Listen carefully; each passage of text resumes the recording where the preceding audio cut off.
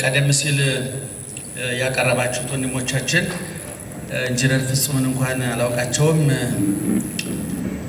ወንድማችን መምህር ታደሰ ወርቁ ግን በዘመኔ እንኳን ኖሩ ብዬ ከምደሰትባቸው ልጆቻችን መካከል ነው።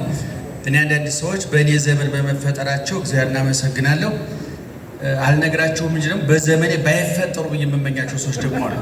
ያን አልናገር ኑሮ ስለሚበላሽና መኖር ስለምፈልግ አልናገርም። ግን እንደነ ታደሰ ወርቁ አይነት ሌሎችም አሉ።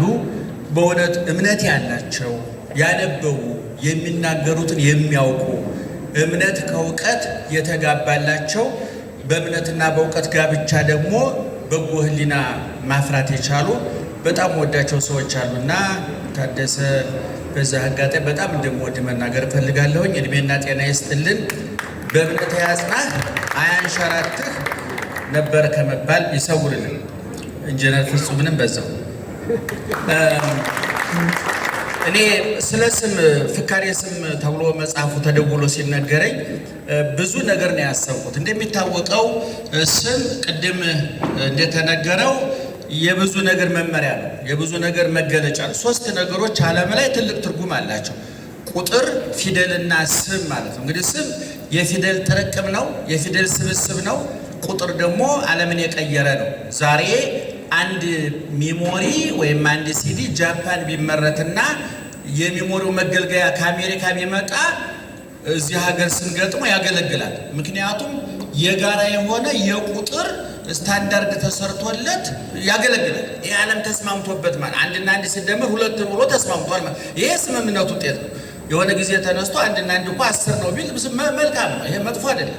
እንደየመጠጡ እንጠቀምበታለን እና ስም ቀላል ነገር አለ። ለምሳሌ መኪና፣ ሰው፣ እህል የወል ስሞች አሉ። ለምሳሌ መኪና ገዛ ገሌ ሲባል ወደ ዝርዝሩ ሲገባ ብዙ ነገር አለ። እንግዲህ ትንሽዬዋ መኪና ማለት ትልቁ መኪና አለ። ሰውም ሲባል አየለ ከበደም ሰው ነው። መቼም ስም ይውረድና ማርያምም ሰው ናት። እንግዲህ ሌላ ቋንቋ እስከምናገኝላት ድረስ እና ስም ቀላል ነገር አይደለም። ቅድም እንደተባለው ደግሞ በነገረ ሃይማኖት፣ በነገረ ተዋህዶ፣ በነገረ ስጋዊ ትምህርታችን ዓለምን ያናወጠ የቀየረ አጋንንትን የቀጠቀጠ ሰማይ ምድርን ያናወጠ አለትን ተራራውን ያቀለጠ የሰዎችን ፍጹም ስር ነቀል ለውጥ በእኛ ላይ ያመጣው ደግሞ ኢየሱስ የምንለው ደግሞ ገናና ስም አለ፣ ዘላለማዊ ስም አለ እና እንግዲህ ሰዎች የከበረ ስም ስለወጣላቸው ይከብራሉ ነው? ሰዎች ተጣጥረው ስማቸውን ያስከብሩታል ነው ጥያቄው። አሁን ብዙ ሰው ጳውሎስ፣ ጴጥሮስ እኔ ከዚህ በፊት ተናግሬያለሁ። እኔ ጳውሎስ እየተባለ ቃሚ ከመሆን ከበደ ተብሎ ቢቅም እውነቱን ለምን ዮሐንስ ተብሎ ከሚቅም አየለ ተብሎ ቢቅም ማርያማዊ ተብላ አሽሽት ከምትንትና ወርቄ ጌጤ ወይም ሌላ ነገር እንደሆነ እኔ ወርቄ ጌጤ የተከበሩ እናቶች ስራም እንዳይቀየሙኝ በጣም ይቅርታ። እኔ በቁጥር ብንጠራቸው እንደውም እንደዚህ አይነቶችን ለስማቸው ትርጉም ከምንገላታ 17 18 ነው ቃል ብንለው ብዙ ጊዜ ከዚህ በፊት ማቅረብ ያለው እኔ ብዙ ስሞች የባከኑ ስሞች አሉና አሁን ማርያም ሲባል ምን ትዝ ይላቸዋል? ንጽህና፣ ድንግልና፣ ታማኝነት፣ ታዛዥነት ከቤተልሔም ዋሻ እስከ ቀራንዮ አደባባይ ያ ሁሉ የመከራው ውርጅብኝ ሲወርድባት ያላጉረመረመች ያልተከፋች ሁሉን በሆዷ ችላ ታግሳ እግዚአብሔር ሰውን ለማዳን ሲወስን ከሰው መካከል ከማን ጋር ሐሳቤን ልካፈል ብሎ እግዚአብሔር ነጸረ ኩሎ ዓለመ ወይረከበ ማርያም ዘከማኪ እመ እግዚአብሔር ነጸረ ምስራቀ ወምዕራበ ሰሜነ ወደቡበ አስተንፈሰ ወአጼነወ ከምስራቅ እስከ ምዕራብ ከሰሜን እስከ ደቡብ ከላይ እስከ ታች ከሰው እስከ መላእክት ቢያሻትት ቢፈልግ አይኑ ያረፈው ማን ላይ ነው? ድንግል ማርያም ላይ ነው። እና ማርያም ሲባል ቅድም እንደነገርኳችሁ እኔ ማርያም ሲባል አንድ ነገር ብቻ የሚታይ ሁሉም ነገር ነው የሚታይ። ማርያም ሲባል ሐዲስ ኪዳን ይታየኛል። ማርያም ሲባል ጥምቀቱ፣ ትንሣኤው፣ ልደቱ፣ ቡሄው አረደ ሁሉም ነገር ይታየናል። እውነቱን ለመናገር ይሄ ስሙ አስቀድሞ የነበረ የማርያም እህትም ማርያም ትባል ነበረ። ኤርትራ ሲሻገሩ ከበሮ ከመምታት ያለፈ ትርጉም አላመጣችው። እውነቱን ለመናገር እኔ እየነቀፍኩ አይደለም። ነገር ግን ኋላ መጣ ድንግል ማርያም በፊት የነበሩትን ማርያሞችም ከሷ በኋላ አንተ ዝም በልሽ በጅምላ ከወራን አበዱ ይሉናል እኮ መጥፎ እስካሁን ሐኪም ቤት ያልወሰዱን እኮ በውስጣችን ስላበድን ነው።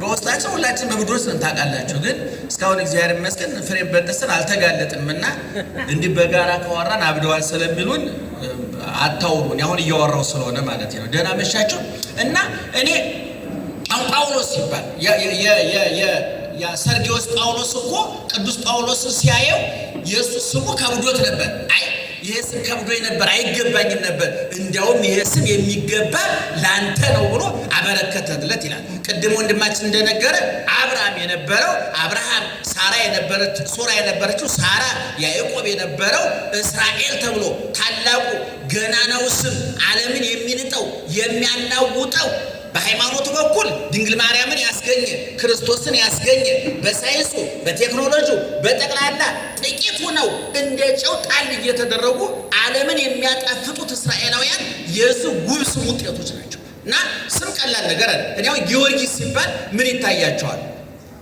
ለምሳሌ በጣም ይቅርታና ሜሲ ሲባል ምን ይታያቸው ወጣቶች? እንደው ሜሲ ሲባል ጸሎት ትዝ ካላቸው ጤነኞች አይደላቸው። ሜሲ ሲባል ትዝ የሚለን ኳስ ነው አይደለም? ሮናልዶ ሲባል ትዝ የሚለን ኳስ ነው። ሂትለር ሲባል ትዝ የሚለን ነገር አለ። እነንተና ሲባሉ ትዝ የሚሉ ሰዎች አሉ አይደለም? የከፉ የመጥፎ አርአያ የሆኑ ክፉዎች። በእውነቱ ሰይጣን የዓመት ፍቃድ ቢወስድ እኛ ወክለን እንሰራለን እረፍት ጨምር የሚሉ ክፉ ሰዎች አሉ። እነዚህ ሰዎችም ስም አላቸው እና የረከሰ የቆሸሸ እነሱ ያረከሱት ያቆሸሹት ስም አለ። ድንግል ማርያምን ጨምሮ ቅዱሳን አባቶቻችን ግን የሰው ስም አስከበሩ። አሁን ቅድም እንዳልኳችሁ ማርያም ሲባል አፍ የሚሞላ ልብን የሚያሳርፍ ቅድም እንዳልኩት ሐዲስ ኪዳን 27ቱ ሐዲስ ኪዳን 7ቱ ምስጢራተ ቤተ ክርስቲያን 5ቱ ምስጢራተ አዕማደ ምስጢር ጻድቃን ቅዱሳን በዓለም ላይ ያሉት አብያተ ክርስቲያናት ከመጀመሪያው ፓትርያርክ ከቅዱስ ጴጥሮስ ጀምሮ እስካሁን እስከ ብፁዕ ቅዱስ አቡነ ማትያስ ድረስ እነዚህ ሁሉ ማርያም ከሚለው ስም የተፈጠሩ ናቸው። ይህን በግልጽ መናገር እንፈልጋለን። የያገነና የጨመረን አይደለም። እሷ እንደ ቃል ይደረግልኝ ብላ ባትቀበል ኖሮ ዛሬ ትንሣኤ የለም፣ ልደት የለም፣ ጥምቀት የለም፣ እርገት የለም፣ ጳጳስ መነኩሴ ቄስ የለም። ኧረ እኛም ሰብከን የምንበላው እንጀራ እናገኝም ብለን ጽድቁን ተውት፣ መንግሥተ ሰማያቱን ተውትና ዛሬ እኛ ሰብከን እንጀራ ይሄ ሁሉ ፓስተር ቪኤት የሚነዳው ማርያም ይሁንልኝ ብላ ስለተቀበለች እሷን ቢምትል ፓስተር ሁሉ አበላው ነበር፣ ጳጳስ ሁሉ አበላው ነበር። ይሄ ሁሉ ምድረ መነኩሴ እየተከበረ የኖረው ማርያም እንደ ቃል ይሁንልኝ ብላ የቅዱስ ገብርኤል ንግግር እሺ ብላ በመቀበሏል። ይሄን ስም አስከብረዋለች ማለት ነው፣ አስወድደዋለች ማለት ነው። ስለዚህ እኔ ሌሎችም ቅዱሳን ነው አርሴማ ሲባልኛ አሁን ብዙ ጊዜ አርሴማ ወይ መልከ መልካም ሴቶች ወይ ዘመናዊ ሴቶች አወጣውት አርሴማ ሲባል ጸጉረ ረጅም ሴት ትዝ ልትል ይችላል። ምክንያቱም የምታውቃት ጸጉረ ረጅም አርሴማ ነው። እኛ ደግሞ የምናውቃት አርሴማ ሐሳበ ረጅም አርሴማ ነው።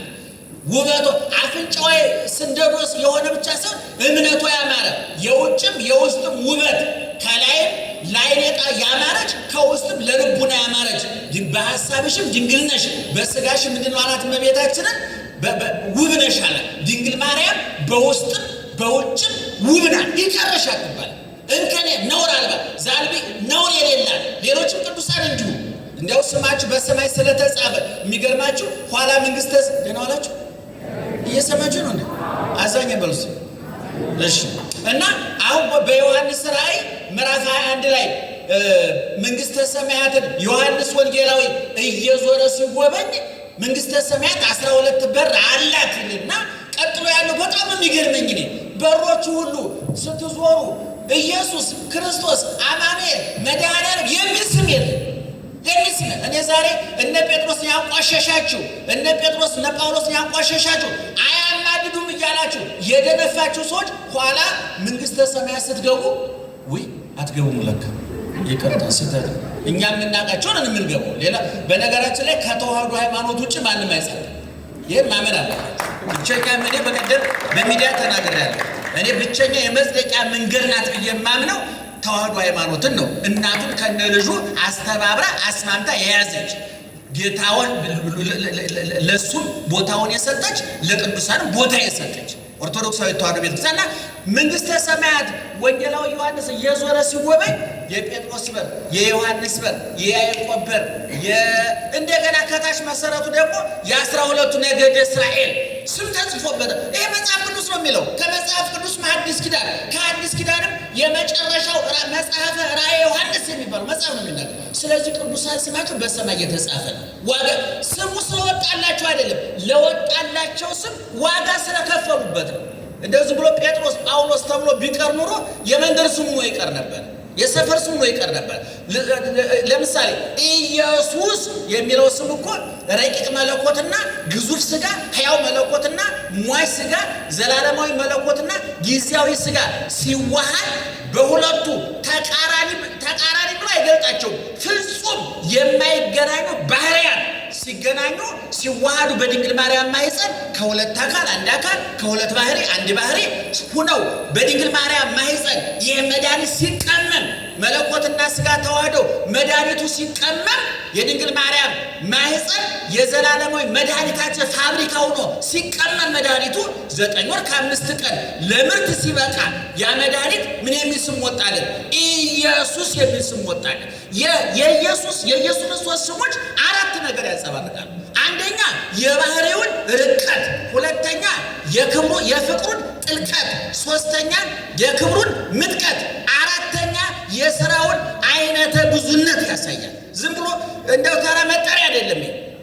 ወጸገወ ስመ ዘያቢ በማስማቲሆሙ ለመላእክት ከገብርኤል ከሚካኤል ስም የበለጠ የሚካኤል የገብርኤል ስም ክብር ያገኘው፣ የድንግል ማርያም ስም ክብር ያገኘው፣ የጻድቃን የቅዱሳን ስም ክብር ያገኘው መንጠልጠያ መጻፊያ መሰረት ስላገኘው የስሞች ሁሉ ስም ኢየሱስ ነው። የስሞች ሁሉ ስም የበላይ ኢየሱስ ነው። ይህን ስም ከአቤል ጀምሮ እስከ ዕለተ ምጽአት የሚነሱ ጻድቃን ቅዱሳን መላእክት ስም ቢጨፈለቅ እንኳን አንዷን ፊደል መተካት አይችልም።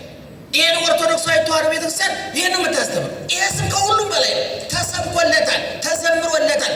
አንድነት ሶስትነቱ ተሰብኮበታል፣ የተዋህዶ ክብሩ ተመስክሮበታል። ስለዚህ እኔ ስም ዝም ብሎ ተራ የሚታለፍ አይደለም። ዛሬ ብዙ ስም የሚያወጡ እኔ በነገራችን ላይ ኢትዮጵያ ውስጥ ስም የማደንቀው እኔ የትግራይና የጎጃም ስም ነው። ለኑሮ ዝም ብሎ ስም ማለት ነው። ከጽድቅ ጋር እንዳታገናኙ፣ ከክፍለ ሀገር ጋር እንዳታገናኙ። የጎጃምም ትግሬም አይደለሁም። እኔ አዲስ አበባ የምኖር አንድ አይነት ስም ሰውዬ ነኝ። ከምንም ጋር እንዳታገናኙ። የትግራይ ስም ታውቃላችሁ? የኤርትራ ስም ብዙ ተወልደ መድን፣ ተጠምቀ መድን፣ ገብረ አናንያ፣ ገብረ ሊባኖስ እንደዚህ ምን ስሞች ነበሩ። አንዳንድ አጥኚዎች ምናልባት ኤርትራና ትግራይ እነዚህ ስሞች ተገንጥለው ተቆርጠው በጎ ስሞች የቀሩት በግራይ መሐመድ ጊዜ ግራይ መሐመድ ወደዛ ስላልዘመተባቸው ነው የሚል አንድ እንግዲህ ስር ነቀል ጥናት ይሁን አይሆን አላውቅም፣ ባለሙያዎቹ ያጠኑታል። እዛ ግን ያልተጠና ችግር የለም፣ መፍትሄ የሌለው ችግር ነው እንጂ ሁሉ ነገር ተጠንቷል። ያልተጠና በሽታ ያልተጠና ችግር የለም፣ ግን መድኃኒቱ መፍትሄ የለም። በየመስሪያ ቤቱ ተጠንቶ ችግራችሁ ፋይል አጣቦ ተቀምጧል፣ ግን መፍትሄ የለም። እግዚአብሔር ይመስገን አንድ ቀን ይመጣ ይሆናል አናውቅም። እና ለምሳሌ ጎጃም ስም ሲያወጣ የጎጃም ሰው ኑሮውን የልጁን ስም ስትሰሙ አባቱ ያለፈበትን መከራ ታውቁታላችሁ፣ እናቲቱ ያለፈችበትን መከራ ታውቁታላችሁ። ቢያልፍልኝ ቢያድግልኝ ሲሉ እናቶቻችን ዝም ብሎ አይደለም ቢያድግልኝ። አሁን እኔ በእውነቱ ለመናገር እኔ በግደ መጽሐፍ ቅዱስ ስም ሰው ማውጣት ያለበት የሚል ጽንፍ የነካ እንትን የለኝም። ኢትዮጵያውያንን፣ አፍሪካውያንን፣ ሀበሾችንን የኦሮምኛ፣ የጉራጌኛ፣ የትግርኛ፣ የአማርኛ በየብሔሩ ውብ ስሞች አሉ። እነዛን ስሞች ስራ ስሩና አስጊጧቸው። እንዴ ጥሩነሽ ዝነኛ ለመሆን እኮ ሄለን አልተባለች፣ ዮርዳኖስ እኮ አልተባለች። በዛው ስሟ እኮ ዝነኛ ሆነ። ጌጤ የምትባል ዝነኛ ሯጭ እኮ ነበረችን አይደል? ቀነኒሳ እኮ ዝነኛ ሯጭ ነው። እናንተ ተወልታችሁ ሄለን ዮርዳኖስ ብትባሉ ሸክም ነው የሚሆንባችሁ። እንደው በእውነቱ ከጥሩነሽ ያማረ እግር እኮ እዚህ ውስጥ አለ፣ ግን ስላልወጣችሁ በስማችሁ አልተለወጠም። ወርቅም ፎቅም የላችሁ፣ ያው እንደምታውቁ አልሰራችሁ። እና እኔ ስምን ማስከበር ይገባል። ማነው እስክንድር አለ ይባላል። እስክንድር ሲያዋጋ ከፍ ካለ ቦታ ላይ ሆኖ አንድ ወታደር ይሸሽ ነበር እና ወይ እንደኔ ተዋጋ ወይ ስምን ቀይራ አታሰድበኝ አለው። ግን እውነቱን ለመናገር እንደው አንዳንድ እኔ ቅዱሳን ስሞች ዋጋ ተከፍሎባቸዋል። ታርደውበታል፣ ነደውበታል፣ ተገርፈውበታል፣ ተገፈውበታል፣ ዋጋ ከፍለውበታል። እና በዚህ መስመር ቢታይልን በጣም ደስ ይለናል። በኦርቶዶክሳዊ ተዋሕዶ ቤተክርስቲያን እንደየቅደም ተከተሉ የሥላሴ ስም የባሕርይ ስም አለ፣ የምስጢረ ሥጋዌ የተዋሕዶ ስም አለ። ኢየሱስ የሚለው በአዲስ ኪዳን የመጣ የምስጢረ ሥጋዌ ስም ነው። ኢየሱስ በመድኃኒትነቱ፣ ክርስቶስ በንጉሥነቱ፣ አማኑኤል ከኛ ጋራ በመዋሃዱ ህብስተ ሕይወት ይባላል፣ ማየ ሕይወት ይባላል፣ ብርሃን ይባላል። በዚህ ከስሙ ስም አካፍሎናል። እሱ የዓለም ብርሃን ነኝ ብሎ ስሙ ብርሃን የባሕርይ ክብሩ የባሕርይ ስሙ ብርሃን እንደሆነ ሁሉ ጨለማ ሌሊት የማይፈራረቅበት ለማንም የሚሰጠው እንጂ ያልተቀበለው ሰዎች ተስማምቶ ያልሰጡት ሲቃወሙ የማይነጥቁት ባሕርያዊ ዘላለማዊ ምጡቅ ረቂቅ ስም አለው። ይህን ስሙን ደግሞ ለወዳጆቹ በጸጋ ሰጥቷል። እሱ የዓለም ብርሃን ተብሎ ነበረ። ሐዋርያትን የዓለም ብርሃን ብሏቸዋል። እኔ አንድ ጊዜ እዚህ ቲክቶክ ላይ ይመስለኛል አንድ ከኛ የተፈናቀለ ከኛ የተገነጠለ ሊያብድ ማህበረሰቡ አብዳል ብሎ ጸበል እንዳይወስደው ቲክቶክ ውስጥ ያመሸገ አንድ ጅል ሰው እያለ እና ጴጥሮስና ጳውሎስ የማዕረግ ስማቸው እዚህ ወንጌት ያለው ጴጥሮስ ጳውሎስ የደሙ ስም ምንድነው? ብርሃናት ዓለም ነው። እና ብርሃናት ዓለም ማለት የዓለም ብርሃኖች ማለት ነው።